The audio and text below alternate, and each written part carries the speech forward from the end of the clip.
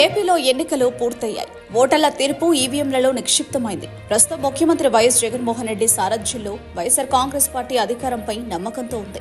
2019 ఎన్నికల్లో 151 స్థానాలతో తిరుగులేని విజయాన్ని అందుకుంది. ఈసారి భారీగా ఆశలు పెట్టుకుంది. 175కు 175 స్థానాలను గెలవాలని లక్ష్యంగా పెట్టుకుంది. అప్పటి వరకు అధికారంలో ఉన్న తెలుగుదేశం పార్టీ ప్రతిపక్ష పాత్రకు పరిమితమైంది. 23 సీట్లతో సరిపెట్టుకోవాల్సి వచ్చింది.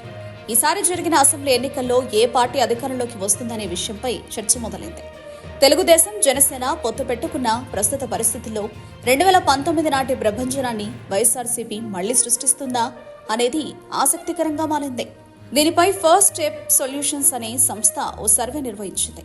పోల్ స్కాన్ సర్వే పేరుతో దీన్ని చేపట్టింది. ఏ పార్టీ అధికారంలోకి వస్తుందనేది తేల్చేసింది.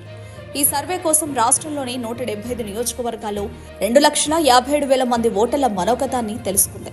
వారి అభిప్రాయాలను సేకరించింది.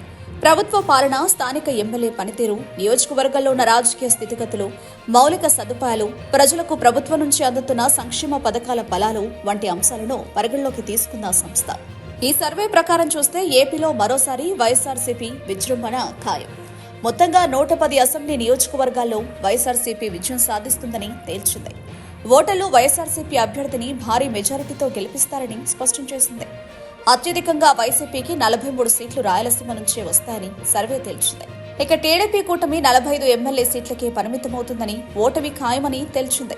మరో 20 స్థానాల్లో హోరాహోరీ పోరు నడుస్తుందని తెలిపింది. వైసీపీ 50.10% మేర ఓట్లు పోలవుతాయి. ఇది 2019 కంటే అధికం.